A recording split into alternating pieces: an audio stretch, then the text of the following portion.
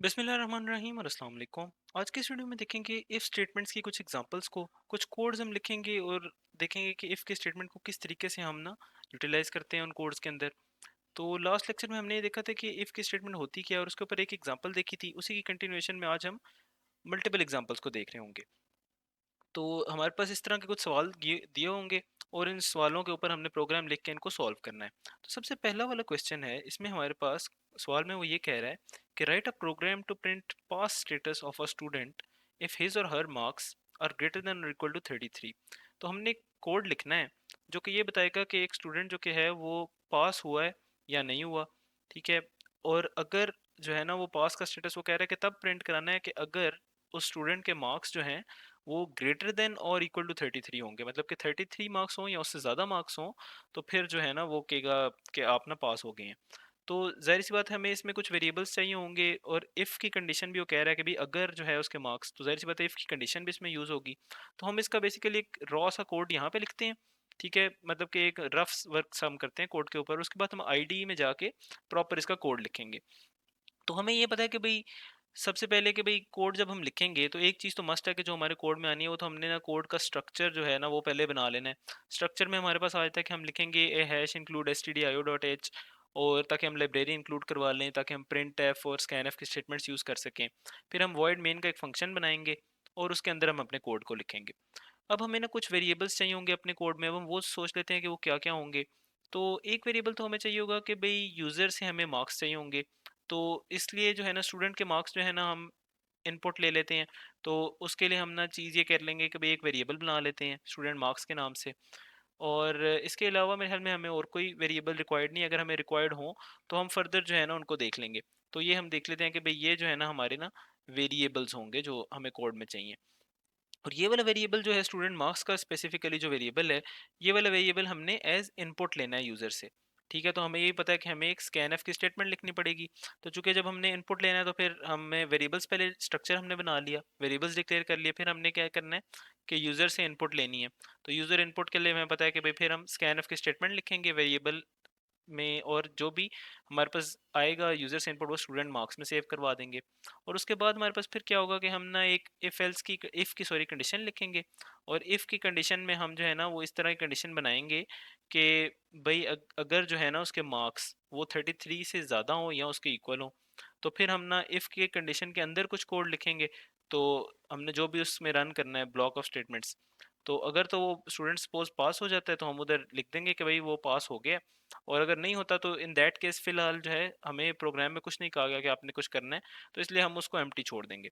तो अब हमने बेसिकली एक रॉ लिख लिया प्रोग्राम के, हमारा प्रोग्राम का स्ट्रक्चर किस किस्म का होगा। अब इसको हम जाके आईडी पे कोड करते हैं। तो सबसे पहले आप कोड का स्ट्रक्चर लिख लेंगे। स्ट्रक्चर किस किस्म का होगा कि भाई हम लिखेंगे हैश इंक्लूड stdio.h, तो ये हमारी लाइब्रेरीज इंक्लूड हो गई। अब हम जो है ना अपना मेन के फंक्शन में चले जाते हैं जहाँ से कोड ने शुरू होना है, इसमें हम आगे। अब हमने कुछ वेरिएबल्स हमने कहा था हम बनाएंगे, तो हमने एक वेरिएबल कहा था कि स्टूडेंट मार्क्स के नाम से एक वेरिएबल हम बनाएंगे, ये मैंने वो वेरिएबल डिक्लेयर हमने कर लिया। अब हम जो है वो यूज़र से इनपुट लेते हैं। अब जब भी हमने यूज़र से इनपुट लेनी है तो हम डेफिनेटली उसको कुछ प्रॉम्प्ट तो करेंगे ना पहले, कि भाई आपने क्या, आप हमसे आप इनपुट मांग रहे हैं या हम उससे क्या इनपुट मांग रहे हैं। तो हम लिखते हैं कि भाई एक स्टेटमेंट लिखते हैं प्रिंट एफ की, जिसमें कि हम उसको कहते हैं कि प्लीज़ एंटर योर मार्क्स। ठीक है, अब हमने इनपुट लेनी है उससे, तो इनपुट हमें पता है स्कैन एफ से ली जाती है, स्कैन एफ लिखेंगे। और अब वेरिएबल की टाइप हमें पता है इंटीजर है तो परसेंटेज डी आ जाएगा, कॉमा लगाएंगे। और अब हमने बताना है कि किस वेरिएबल में इसका इनपुट लेना है। तो स्टूडेंट मार्क्स में हमने इनपुट लेना है तो हम लिखेंगे एंड और स्टूडेंट मार्क्स। ये हमारे पास इनपुट आ गया। अब हमने इस इनपुट के ऊपर कंडीशन एक लगानी है जो कि हमें क्वेश्चन में कहा गया है कि अगर उसने कहा कि इफ़ जो है ना student marks are greater than or equal to 33।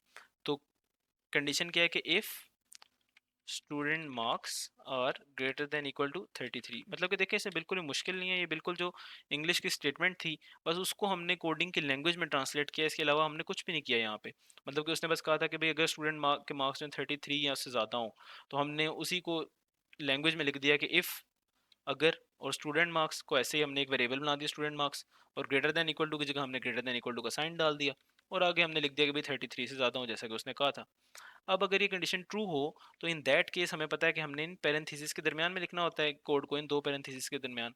तो हम यहाँ पे अब लिख देंगे जो भी कोड, अगर ये कंडीशन ट्रू हो। तो हमने कहा कि हमें कुछ प्रिंट कराना है कि भाई वो स्टूडेंट जो है पास हो गया, तो हम इधर फिर प्रिंट करवा देते हैं कि suppose congratulations you have pass the exam. ठीक है, तो हमने उसको कह दिया कि भाई मुबारकबाद दे दी, और हमने कहा कि भाई आप जो है ना एग्जाम में पास हो गए। और इन अदर केस के अगर वो पास नहीं होता था या उसके मार्क्स जो है वो लेस देन 33 आए, तो इन दैट केस फिलहाल हमें प्रोग्राम में कुछ भी नहीं कहा गया कि आपने कुछ करना है। अगर वो कहा गया होता तो उसके लिए फिर एल्स की स्टेटमेंट होती है, जो कि वैसे भी हमारे इस लेक्चर का स्कोप नहीं है। तो अगले लेक्चर में हम वो भी देखेंगे कि फिर उन स्टेटमेंट्स में हमने क्या करना है। तो अब हम देखते हैं कि हमारा प्रोग्राम एग्जीक्यूट किस तरह से होगा। सबसे पहले ये वाली लाइब्रेरी जो कि है इसको ये इंक्लूड करवाएगा, उसके बाद ये मेन के फंक्शन में चला जाएगा। मेन के फंक्शन में वो आएगा तो सबसे पहले उसको एक इंटीजर वेरिएबल नजर आएगा, तो इस वेरिएबल को डिक्लेयर कर देगा, और फिर यहाँ अगली लाइन पे आ जाएगा। अगली लाइन पे लिखा हुआ है कि प्रिंट एफ की एक स्टेटमेंट है। तो बेसिकली जो हमारे यूजर के ऊपर स्क्रीन आएगी तो उसके अंदर जो भी ये टेक्स्ट लिखा हुआ है ये नजर आ जाएगा। उसके ऊपर बेसिकली लिखा आएगा कि प्लीज एंटर योर मार्क्स, जैसा कि यहाँ पे लिखा हुआ है। उस टेक्स्ट के बाद जो है ना हम यूजर से इनपुट चूंकि मांग रहे हैं, तो हमने स्कैन एफ लगाया हुआ है, और हमने लिखा हुआ है कि जो भी यूजर इनपुट करके करेगा वो हमारे ये स्टूडेंट मार्क्स के नाम से जो वेरिएबल है इसमें जाके स्टोर हो जाए। जो भी यूजर इनपुट करेगा इस वेरिएबल में स्टोर हो जाएगा, और कोड हमारा अगली लाइन पे आ जाएगा। जब कोड हमारा इस लाइन पे आ जाएगा तो यहाँ पे एक इफ की स्टेटमेंट लगी हुई है। तो इफ की स्टेटमेंट ये कह रही है कि अगर स्टूडेंट के marks greater than or equal to 33 हों, तो फिर ये जो भी इन दो ब्रैकेट्स के अंदर कोड लिखा है जो इस टाइम पे ये है इसको रन कर दे। तो वो यहाँ पे जब आएगा तो वो देखेगा स्टूडेंट के मार्क्स कितने हैं।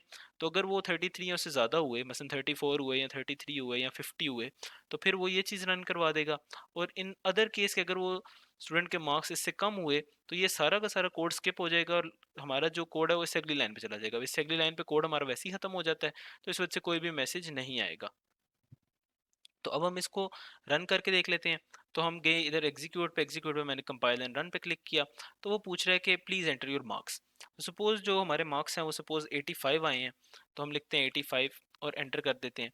तो वो कह रहे हैं कि भाई congratulation you have pass the exam. ठीक है, अब हम ना दूसरा वाला केस भी चेक कर लेते हैं कि जब ना हमारे मार्क्स जो है ना सपोज वो थोड़े कम आ जाते हैं। तो उस केस में वो हम लिखते हैं कि भाई हमारे मार्क्स सपोज आ गए जी 25। ठीक है, तो 33 से कम है। तो 25 के केस में देखें वो कोई भी मैसेज डिस्प्ले नहीं करा रहा। तो हमने एक बेसिकली कंप्यूटर को डिसीजन मेकिंग देखें सिखा दी कि भाई अगर जो है ना वो इस किस्म का सिनेरियो बने तो उसमें जो है ना इसने करना क्या है। नेक्स्ट हम एक और प्रोग्राम को देख लेते हैं। अगले वाले प्रोग्राम में वो कह रहा है कि write a program to check if the user has entered a positive number. तो काफ़ी मिलता जुलता प्रोग्राम है पिछले वाले से। इसमें भी हमने करना क्या है कि यूज़र से इनपुट लेना है। ठीक है, और यूज़र से इनपुट लेके हमने बस ये बताना है कि यूज़र ने जो है वो पॉजिटिव नंबर एंटर किया है या नहीं किया। तो अगर तो यूज़र ने पॉजिटिव नंबर एंटर किया हो, क्योंकि उसने कहा कि चेक करो कि यूज़र ने पॉजिटिव नंबर एंटर किया है, तो फिर हम कोई मैसेज डिस्प्ले करा देंगे, और अगर नहीं किया हो तो हम कुछ भी डिस्प्ले नहीं कराएंगे। ठीक है, तो इसका भी हम ना एक रॉ सा कोड लिखते हैं कि भाई कोड की फॉर्म कैसी होगी। तो फॉर्म इस तरह से होगी कि सबसे पहले जो है ना वही स्ट्रक्चर आ जाएगा कोड का। सी के कोड का स्ट्रक्चर हम लिख देंगे कि भाई जिसमें लाइब्रेरीज इंक्लूड की, मेन का फंक्शन डाला ये वो। ठीक है, इसके बाद आपने कहना है कि भाई यूज़र से आपने इनपुट लेना है, तो एक नंबर आपने इनपुट लेना है, तो नंबर के लिए हम एक वेरिएबल बना लेंगे। तो हमारे जो इस कोड में जो वेरिएबल बनेंगे वो वाला वेरिएबल सपोज उसका नाम मैं रख लेता हूँ एन, या उसका नाम हम नंबर रख लेते हैं। ठीक है, एक नंबर के नाम से वेरिएबल होगा। ठीक है, इसमें हमने अब क्या करना है, यूज़र इनपुट लेना है। तो हम ना कि भाई कहते हैं कि भाई के प्रिंट अ मैसेज नेक्स्ट हम, तो यूज़र को हम कोई ना कोई मैसेज बताएंगे ना कि भाई एक, जैसे हमने पहले कहा था कि जो है ना अपने नंबर एंटर करो, इस टाइम पे हम कहेंगे एक नंबर एंटर कर दो। और फिर हम जो है ना यूज़र इनपुट ले लेंगे उसके बाद स्कैन एफ से। तो हमने यूज़र इनपुट ले ली। वंस वो यूज़र इनपुट भी आ गई तो नंबर के अंदर अब कोई वैल्यू स्टोर्ड है। अब वो कहता है कि भाई जैसे कि जो प्रोग्राम का ये वाला हिस्सा था कि check if the user has entered a positive number, तो चेक करना है कि वो उसने पॉजिटिव नंबर एंटर किया कि नहीं। चेक किस तरीके से करेंगे कि इफ़ की कंडीशन लगाएंगे, चेक करेंगे कि जो भी नंबर उसने एंटर किया है तो क्या वो नंबर ग्रेटर देन ज़ीरो है या नहीं। क्योंकि अगर वो ग्रेटर देन ज़ीरो होगा तो पॉजिटिव नंबर होगा, तो ये हमारी कंडीशन बन जाएगी। फिर कोई कोड इसके अंदर हम लिख देंगे जो कि हमने रन कराना है अगर ये ट्रू हुआ तो। ठीक है, यही चीज़ अब हम चले जाते हैं जो है ना आईडी के ऊपर, और आईडी के ऊपर जाके अब हम इसका कोड लिख लेते हैं। किस तरह से शुरू करेंगे कि भाई सबसे पहले उसका स्ट्रक्चर लिख लेंगे कि hash include S T D I O dot H हो गया, यहाँ पे वॉइड मेन आ गया, इसकी ब्रैकेट्स हमने ओपन कर ली। इसके अंदर अब हम अपना कोड लिखेंगे। तो सबसे पहले हमने देखा था कि भाई हमने वेरिएबल डिक्लेयर करवाना है। तो वेरिएबल हमने कहा कि हमारे केस में इंट एक नंबर के नाम से वेरिएबल हमने डिक्लेयर कराना है, तो वो वेरिएबल हमने डिक्लेयर करा लिया। अब हमने ये करना है कि भाई हमने जो है ना यूज़र से इनपुट लेना है इस नंबर में, ताकि हम बता सकें कि ये पॉजिटिव नंबर है या नहीं। तो हम यूज़र को एक मैसेज दे देते हैं स्क्रीन के ऊपर, हम कहते हैं कि प्लीज़ एंटर अ नंबर। अब वो नंबर एंटर करेगा तो डेफिनेटली हम वो नंबर स्कैन एफ की स्टेटमेंट से इनपुट लेंगे। तो हम लिखते हैं कि स्कैन एफ, और हम ना चूंकि इंटीजर नंबर है तो परसेंटेज डी लिखेंगे और कॉमा देंगे, और जिस वेरिएबल हमने स्टोर कराना है उसका नाम होगा, तो नंबर जो है वेरिएबल का नाम है वो हमने लिख दिया। अब हमने बस को ये बताना है कि नंबर जो है वो पॉजिटिव है या नहीं। इसके लिए हमने कहा था कि हम इफ़ की कंडीशन लगाएंगे, तो इफ़ की कंडीशन लगा ली, और इफ़ की कंडीशन में हमने बताना है कि क्या ये नंबर ग्रेटर देन जीरो है। तो मतलब कि हमने बताना बेसिकली कि नंबर पॉजिटिव नंबर है या नहीं। तो कोई भी नंबर पॉजिटिव नंबर तभी होता है कि अगर वो ग्रेटर देन जीरो। तो हमने इधर कंडीशन लगा दी कि अगर नंबर ग्रेटर देन जीरो है तो फिर हमने जो है ना इन दैट केस ये वाला कोड रन करना है, और अदरवाइज हम कुछ नहीं करना चाह रहे। तो अब अगर ये कंडीशन जो है वो ट्रू हो जाती है और नंबर ग्रेटर देन जीरो है, तो हम फिर एक मैसेज जो है ना प्रिंट करा देंगे, जिसमें हम ये लिख देंगे you have entered a positive number. अब ना पहले से कि हम एग्जीक्यूट करें, हम इसकी कंपाइलेशन देखते हैं किस तरह होगी। तो सबसे पहले ये लाइब्रेरी कोड इंक्लूड कराएगा और मेन के फंक्शन में चला जाएगा।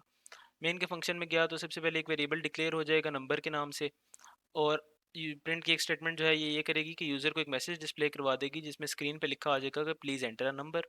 उसके बाद एक स्कैन एफ की स्टेटमेंट है कि जो भी वो यूज़र इनपुट नंबर करेगा वो इस नंबर के वेरिएबल में जाके स्टोर हो जाएगा। जब वो नंबर के वेरिएबल में स्टोर हो गया तो कोड यहाँ पे आ जाएगा, और इफ़ की स्टेटमेंट रन करेगी, और इफ़ की स्टेटमेंट ये देखेगी कि क्या नंबर जो गिवन है या जो यूज़र ने इनपुट किया है क्या वो ग्रेटर देन ज़ीरो है या नहीं। तो अगर ये नंबर ग्रेटर देन ज़ीरो हुआ तो ये वाला कोड रन हो जाएगा जो इस स्टेटमेंट के ब्रैकेट्स के अंदर लिखा हुआ है। तो उसके अंदर लिखा हुआ है कि एक प्रिंट एफ की स्टेटमेंट जो कि कह रही है कि you have entered a positive number. तो स्क्रीन पे लिखा आ जाएगा कि you have entered a positive number, और इन केस ये ट्रू ना हुआ तो ये सारा कोड रन नहीं होगा, और आपका कोड जंप करके इस स्टेटमेंट के बाद यहाँ पे आ जाएगा, तो कुछ भी आपके पास प्रिंट में नहीं आएगा। अब हम इसको रन करके देख लेते हैं। तो आप इधर एग्जीक्यूट के अंदर कंपाइल एंड रन पे चले जाएं। तो कह रहा है कि भाई प्लीज एंटर अ नंबर। अब आप वो नंबर एंटर करें। तो सपोज मैं एक नंबर एंटर करता हूँ 63। तो 63 चूंकि पॉजिटिव नंबर है, तो कह रहा है कि भाई you have entered a positive number. ठीक है, अब हम एक और केस देख लेते हैं कि जब हम एक नेगेटिव नंबर एंटर करें तो क्या होगा। तो मैं एक नंबर एंटर करता हूँ -87। तो अब देखें कोई मैसेज भी डिस्प्ले नहीं हुआ, क्योंकि जब वो इस कंडीशन के ऊपर आया तो इस कंडीशन के ऊपर आके if number is greater than zero true नहीं हुई, क्योंकि -87 तो लेस देन जीरो होता है। तो ये स्टेटमेंट रन नहीं हुई यहाँ पे, और फिर वो एग्जिट करके यहाँ पे आ गया। इसके बाद कोई स्टेटमेंट्स थी नहीं, तो हमारा कोड यहाँ से एग्जिट कर गया।